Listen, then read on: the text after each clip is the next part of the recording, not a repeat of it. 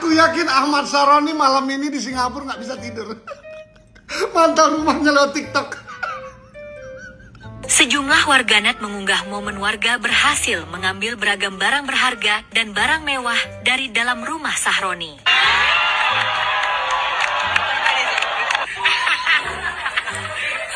Pernah di rumah Sahroni.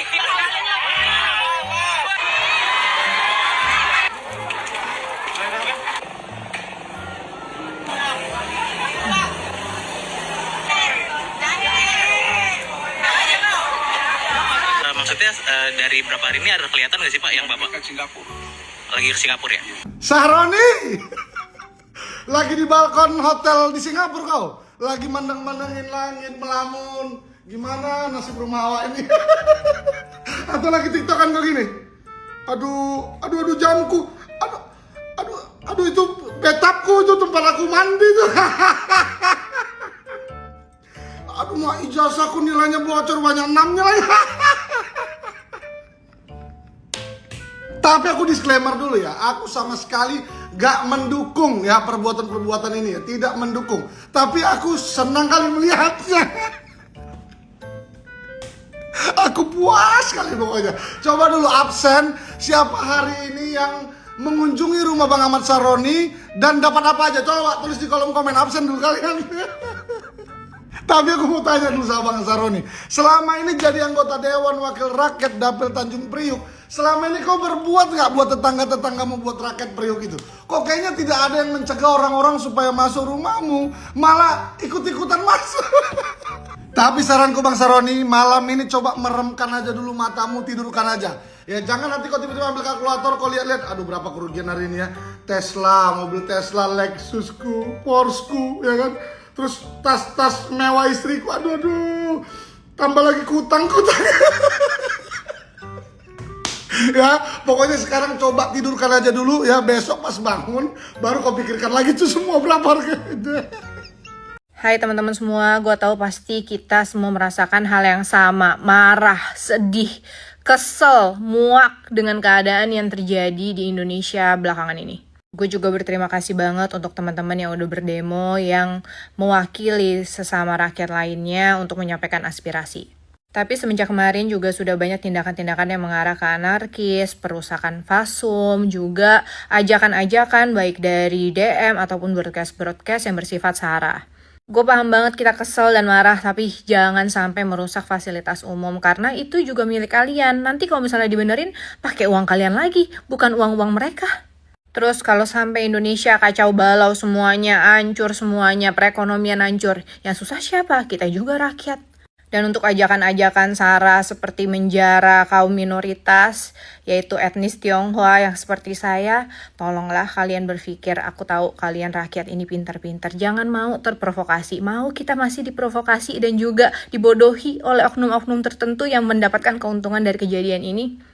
Aku etnis Tionghoa dan aku juga mendapat banyak banget DM dari teman-teman yang sesama etnis Tionghoa. Juga mereka merasa takut dan juga sedih, bingung harus gimana dengan kejadian ini. Padahal mereka juga bilang, kita nggak ada salah apa-apa, kita berbuat apa sih sampai harus seperti itu.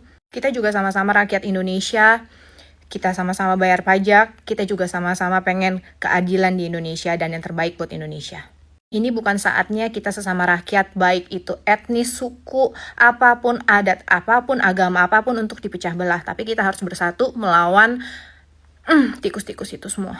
Dan juga kepada para dewan-dewan yang terhormat yang kemarin sudah menyatakan statement-statement tertentu yang akhirnya bikin rakyat jadi murka, muncul dong, nongol dong. Jangan kabur, jangan ngilang, muncul. Katanya mendengar aspirasi rakyat, aspirasi sebelah mana yang didengar? Katanya terbuka untuk rakyat, di mana yang dibuka? Katanya mengayomi rakyat, apa yang diayomi?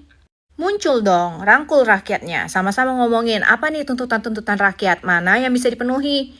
Bukannya turun, malah ada berita katanya kabur, nggak tahu bener atau enggak. Mudah-mudahan nggak bener ya, tapi kalau misalnya beneran kabur, berarti kalian pengecut dong, pantesan aja nggak bisa disamain sama rakyat jelata. Nggak setara soalnya tinggian rakyat jelata. Menyembunyikan apapun yang terjadi di Indonesia itu dengan membungkam media nggak akan membuat segala sesuatunya jadi lebih terang. Justru memperlihatkan bahwa negara kita itu takut pada cermin yang dibawa oleh rakyat.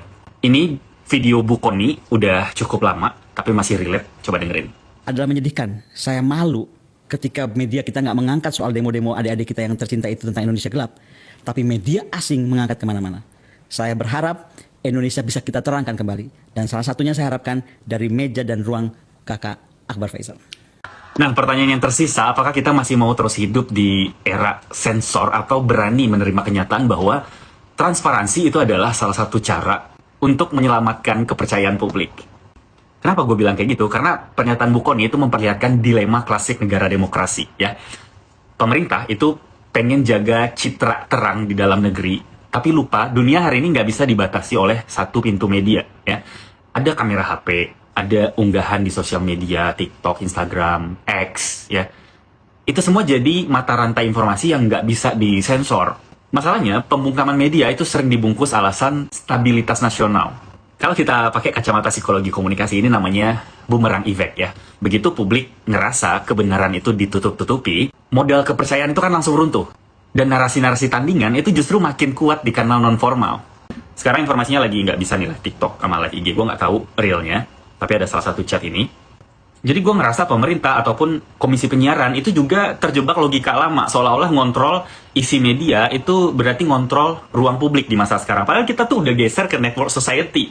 Ya dimana informasi sekarang itu nyebar lewat node kecil ya. Akun individu, komunitas, bahkan bot. Nyensor media hari ini tuh bukan nutupin berita, tapi malah bikin negara kita kelihatan malu di mata internasional. Akhirnya media-media internasional tuh lebih duluan dari kita. Citizen journalism itu muncul sebagai antitesis ya, bukan sekedar hobi netizen, tapi counter power. Contohnya anak-anak muda dengan kamera itu bisa lebih kredibel daripada stasiun TV yang terikat regulasi.